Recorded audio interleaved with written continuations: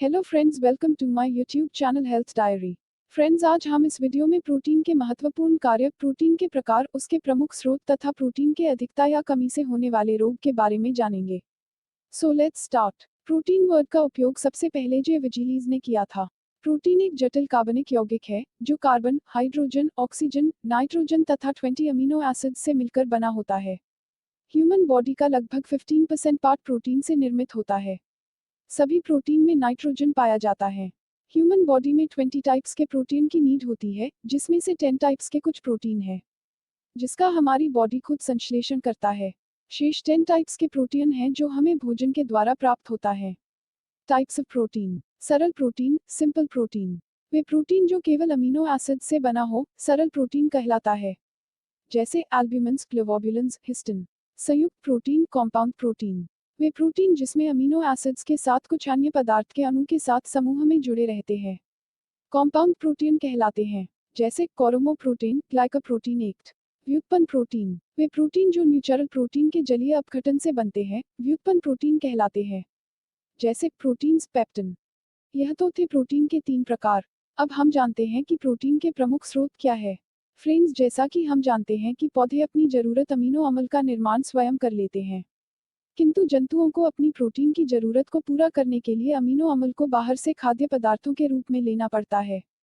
जो शाकाहारी के तौर पर खाया जाता है वह है सोयाबीन, दूध, मसूर, चना, मटर, उड़द, राजमा, गेहूं, मक्का आदि। किंतु मांसाहारी स्रोत में मांस, मछली, अंडा तथा यकृत प्रोटीन के अच्छे स्रोत हैं। शाकाहारी स्रोत में पौधों से मिलने वाले खाद्य पदार्थों में सोयाबीन प्रोटीन का सबसे अच्छा व प्रमुख स्रोत है। सोयाबीन में लगभग 40% प्रोटीन पाया जाता है। चलिए अब समझते हैं प्रोटीन के महत्वपूर्ण कार्य क्या क्या है। ये सेल, प्रोटोप्लास्ट एवं टिश्यू के निर्माण में भाग लेते हैं। आवश्यकता पड़ने पर यह शरीर को ऊर्जा भी प्रदान करते हैं। प्रोटीन त्वचा, रक्त, मांसपेशियों तथा हड्डियों की सेल के विकास के लिए आवश्यक है। आनुवांशिक लक्षणों के विकास का नियंत्रण करते हैं। यह संवहन में सहायक होते हैं। प्रोटीन के द्वारा ही हमारे शरीर में एंटीबॉडी का निर्माण होता है। नेक्स्ट जान लेते हैं कि प्रोटीन की कमी से होने वाले रोग कौन कौन से हैं। जैसा कि हम जानते हैं कि शारीरिक विकास एवं वृद्धि के लिए प्रोटीन आवश्यक है। इसीलिए जब शरीर में प्रोटीन की कमी होती है तो शारीरिक वृद्धि एवं विकास रुक जाता है। प्रोटीन की कमी से बच्चों में क्वाशियोकर तथा मेरिस्मस नामक रोग हो जाता है। यहाँ थोड़ा सा जान लेते हैं कि क्वाशियोकर और मेरिस्मस रोग होता क्या है। क्वाशियोकर, इस रोग के होने पर बच्चों के हाथ पैर दुबले पतले और पेट अधिक फूल जाता है। मेरिस्मस के होने पर बच्चों के मांसपेशियों में ऐंठन आ जाती है। प्रोटीन की कमी होने से शरीर में कीटोन बढ़ जाता है, जो एक विषैला पदार्थ है। अब देखते हैं कि जब प्रोटीन की मात्रा शरीर में आवश्यकता से अधिक हो जाती है तो कौन कौन से रोग हो जाते हैं। यदि प्रोटीन की मात्रा हमारे शरीर में आवश्यकता से अधिक हो जाती है तो शरीर में कोलेस्ट्रॉल की मात्रा बढ़ जाती है, जिसके कारण स्ट्रोक या कैंसर जैसी बीमारियां हो सकती है।